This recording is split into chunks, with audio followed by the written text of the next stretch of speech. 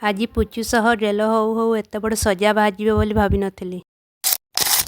ହେଲା ବନ୍ଧୁଗଣ, ମୁଁ ସ୍ୱାଗତ କରୁଛି ଆଉ ଗୋଟେ ନୂଆ ଅଧ୍ୟାୟକୁ।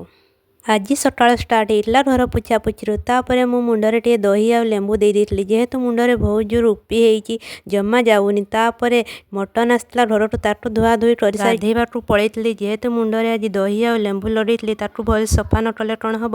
ଆସିକି ମୁଣ୍ଡକୁ ଟିକେ ଭଲସେ ପୋଛାପୋଛି କରିକି ଚୁଟିରେ ସେରମ୍ ଲଗାଇ ଦେଇଥିଲି। ତାପରେ ଜୁସ୍ ପିଇବା ପାଇଁ ଇଚ୍ଛା ହେଲା, ଟିକେ ଜୁସ୍ ପିଇ ଦେଇଥିଲି। ତାପରେ ପୁଚୁ ସହ ରେଲ ହଉଥିଲି, ତାକୁ କହିଲି ଗୋଟେ ରାଇମ୍ସଟା। ସେ ରାଇମ୍ସଟା ହେଉଛି ଶୁଣନ୍ତୁ।